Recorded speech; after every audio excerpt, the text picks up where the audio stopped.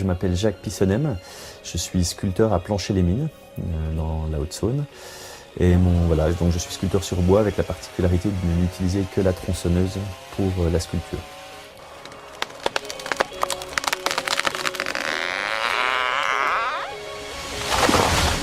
Je pense que c'est pas la peine de faire venir du bois d'Amazonie, d'aller détruire la forêt là-bas alors qu'on a tout ce qu'il faut pour faire ici.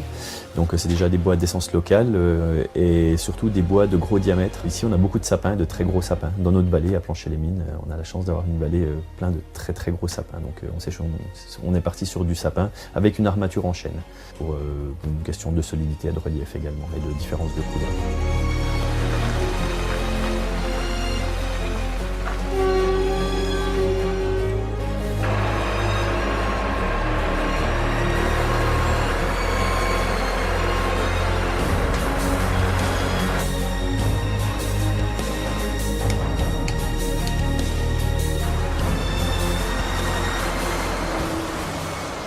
Mes sculptures, je les réalise à la scierie justement parce qu'il y a les engins nécessaires pour pouvoir déplacer les morceaux de bois.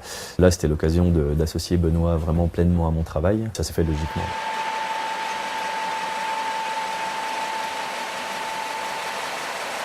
Concrètement, le plus dur, c'est d'essayer d'évincer un maximum de défauts. Alors au départ, en choisissant l'agrume, on peut déjà en éviter un certain nombre.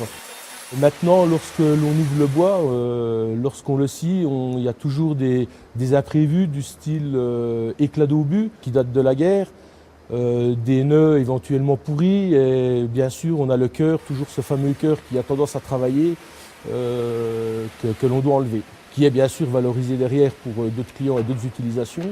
Mais à proprement dit, pour le volume brut et le volume fini, effectivement il y a une grosse perte. Ce qui est intéressant dans le bout de bois, c'est que là, tu as 200 ans d'histoire. Bartholdi, je pense qu'il a dû naître par là, il a dû faire le lion à peu près par là, puis il a dû mourir par là. Donc il y en a encore un peu depuis.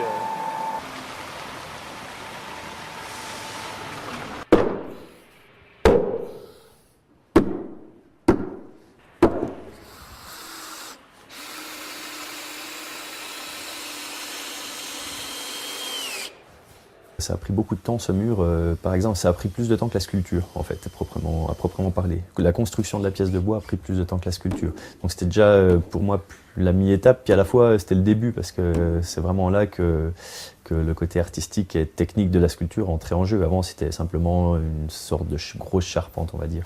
Donc là c'est qu'il ne faut pas le louper parce que vu le temps que j'ai passé à le construire, la masse de bois qui est mise en œuvre, il faut vraiment faire quelque chose de bien. Donc essayer d'être concentré et puis pour faire quelque chose de bien. Et à un moment faut y aller. C'était important pour moi de dessiner. J'ai pris l'habitude de tout faire les choses d'instinct et à l'œil. Je mesure jamais ce que je fais, j'essaie toujours de faire à l'œil parce que finalement c'est le meilleur des doubles décimètres. Mais dans ce cas-là, c'était tellement, comme je l'ai dit, déjà la somme de bois mise en œuvre et le format, parce que là on est vraiment dans un format de tableau, une sorte de grand tableau. C'est une reproduction de quelque chose d'existant, donc il faut être très précis par rapport à ce qu'a fait Bartholdi. Si je leur avais fait un lion en forme d'éléphant, à mon avis, ils n'auraient pas été contents. Donc j'ai essayé de changer mes habitudes, déjà d'apprendre le dessin, parce que je suis pas très bon en dessin. J'ai dessiné le lion plein de fois chez moi, sur du papier, pour arriver vraiment à avoir les formes. Et comme ça, quand je suis arrivé devant ce mur de bois, ça m'a permis déjà d'avoir un peu un coup de crayon, entre guillemets.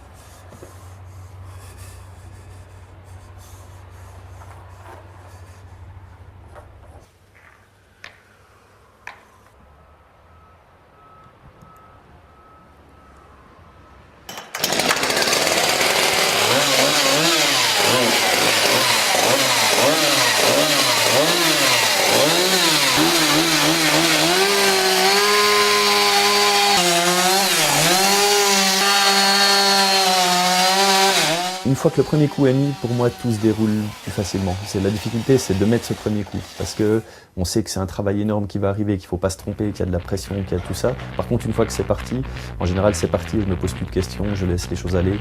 Et en général, ça fonctionne bien.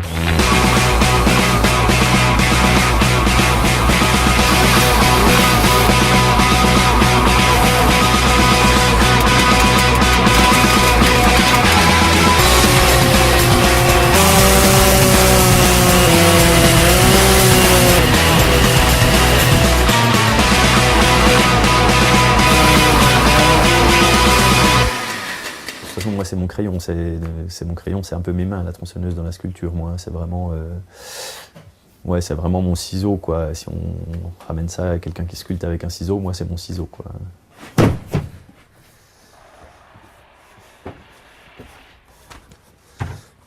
J'ai pas un verseur automatique qui s'arrête automatiquement comme ils font maintenant. J'ai encore le vieux bidon parce que à ce moment-là, ça me permet de penser à ce que je fais, quoi, à ce que je fais, à ce que je vais faire. Dans ce type de sculpture où on n'agglomère pas les choses, mais au contraire, on en enlève, la moindre erreur paye tout de suite. C'est de la réflexion parce qu'on ne peut pas être sûr de tout ce qu'on va faire.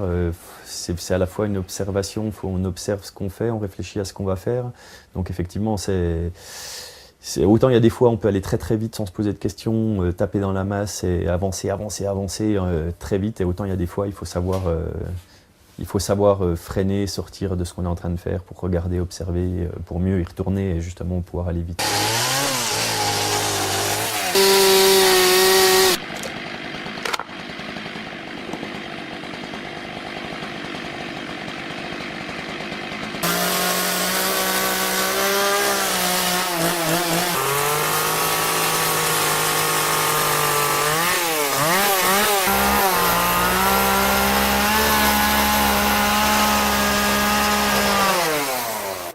T'as vu le beau lion? Tu peux même monter dessus si tu veux. Oui. Quand tu montes par là, t'es prudent. Hein, par contre. Ouais, ça fait haut là-haut. Hein. T'es peut-être pas obligé de monter là-haut. Hein. Ah, salut Mimi. Ça va ma beauté? J'aime bien qu'ils viennent voir, qu'ils prennent la dimension de ce que je fais, parce que c'est vrai que pour eux ça doit sembler à la fois normal, mais j'aime bien les tenir au plus près de ce que je fais. On va tout démonter. Et puis après, tu dois le faire à la main. Voilà. Ça aussi, là, aussi. Pour moi c'est important. Quand ils ont l'occasion, et je pense qu'en général ils sont toujours très contents de venir voir, donc c'est bien. Et un grand saut. Voilà, super.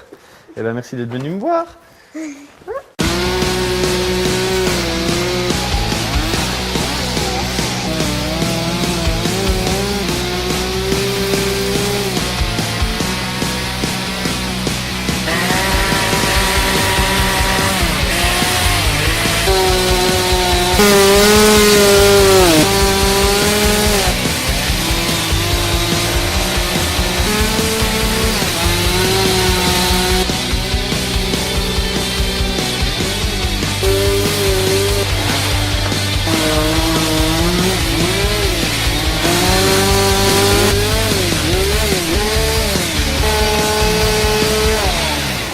La sagesse, c'est savoir s'arrêter.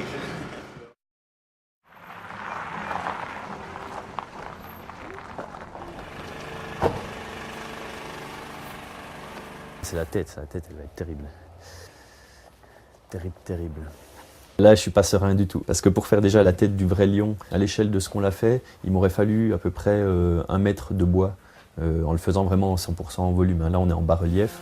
S'il avait fallu le faire 100% en volume, il y a 1 mètre de bois. Là, moi, j'ai 30 cm.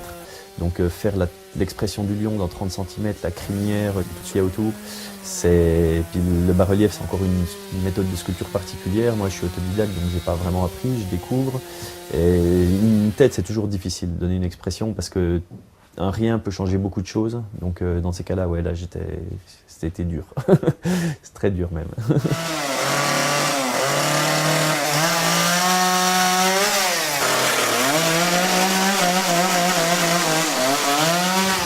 Il va bien falloir y arriver, malgré tout, un moment ou à un autre. Le Bartholdi, il fait 22 mètres par 11 en pierre. Le mien, il est plus petit, puis il est en bois. Et le mien, il sourira. Mais c'est vrai. Je trouve que c'est plus sympa, une bête qui sourit. Surtout là, hein, on risque plus de se faire envahir par les Prussiens et tout ça. Normalement, c'est bon.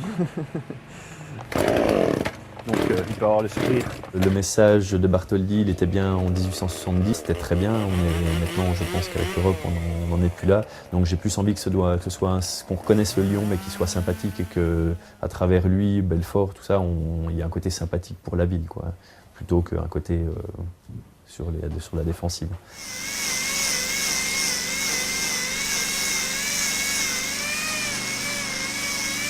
Le ponçage, c'est en prendre plein la figure pendant 2 jours, c'est un truc super désagréable, mais qui à la fois finalise la chose.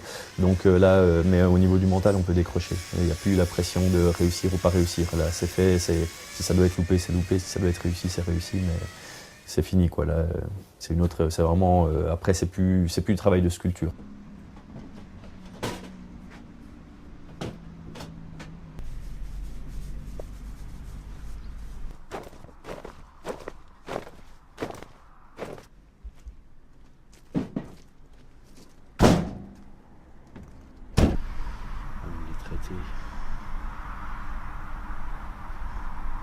Bon ben voilà, c'est fait.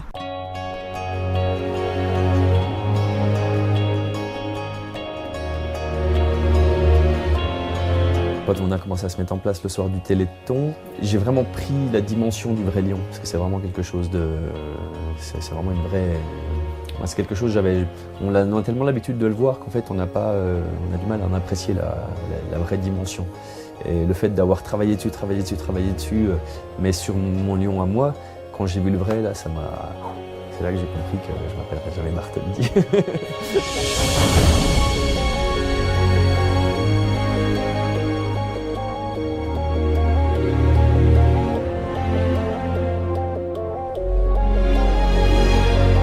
Les gens l'ont bien apprécié et apparemment le trouvent très beau, donc moi j'en suis ravi parce que quand on fait quelque chose, c'est important quand même ce que les gens en pensent, donc j'en suis ravi. Voilà, je crois que j'ai pas... Beaucoup d'enthousiasme bien sûr, beaucoup de surprises, beaucoup de questions. La pièce était quand même magnifique, assez gigantesque. Et ma foi, je pense que ça a été bien accueilli, oui, plutôt bien.